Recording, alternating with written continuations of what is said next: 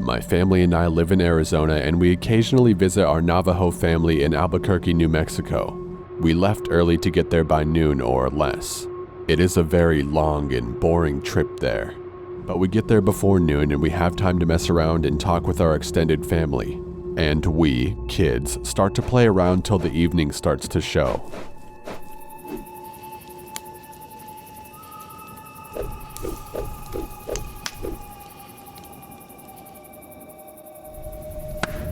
The house is too small for everyone to fit and sleep in. Some of the kids have to sleep in the trailer and truck camper, but 2 of my cousins and I had the amazing luck of sleeping in the old, slightly torn tent.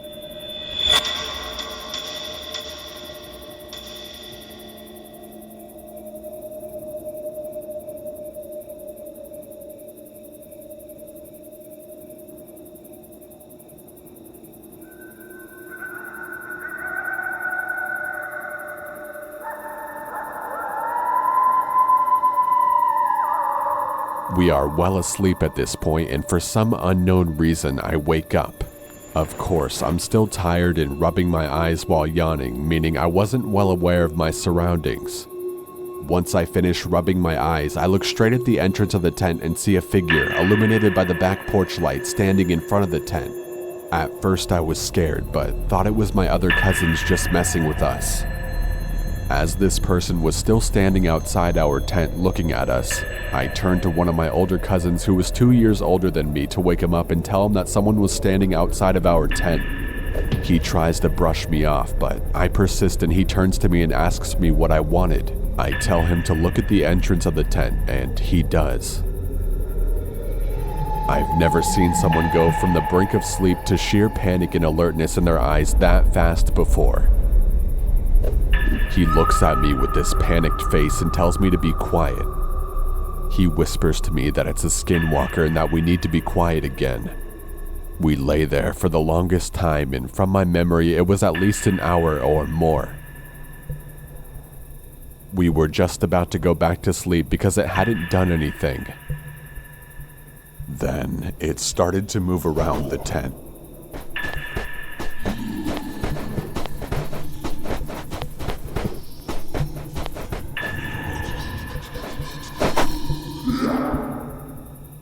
Remember when I said this was an old tent? Yeah, it had some holes in it.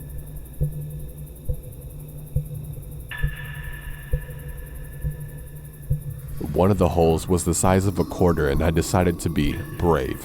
As it continues to walk around the tent a 4th time, I slowly crawl towards the hole and try to take a look. As I did this, my cousin told me to get back to the bed or it'll hurt us. Of course, as a kid, I ignored the warning. I'm at the quarter-size hole and looking out to see whatever it was. It comes around the hole, and what I saw was bone-chilling.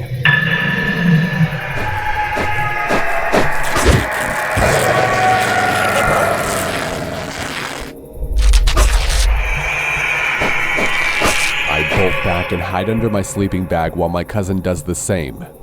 This thing decided to stop moving and start looking at us again. I hid under the covers and spent every ounce of energy being scared.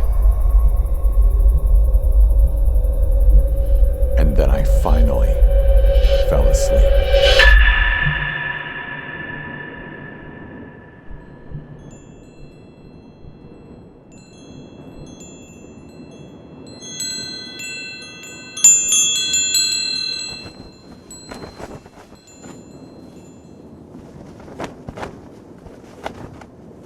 I woke up early, maybe around 5, and I decided to look around the tent to see if there was anything there.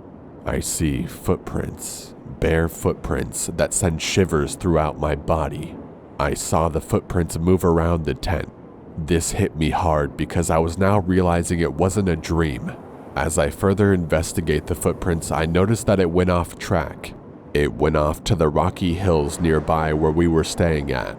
I follow the track to the hills, about a football field away from the house. As I continue to follow the tracks, something strange and scary happens. It goes from 2 footprints walking for a while to footprints and handprints in the dirt starting to form.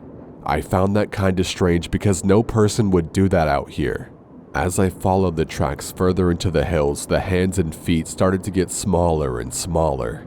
It then subtly changed into coyote paw prints.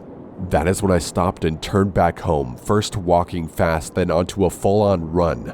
When I got back, I sat down on the back porch for a while and thought about telling my family, but I didn't think that they would believe me. In the end, I didn't tell anyone, even the cousin I woke up in the middle of the night. Well, that's my story. I urge you guys to not go into the Navajo reservation to go looking for them. You will bite off more than you can chew. We, my people, take these beings very seriously and do our best to not talk about them. Even though I broke this code, I just thought to warn you guys about them. Whoever is listening are the first people to hear this story. I had a few more stories to tell, but this is by far the scariest one I had.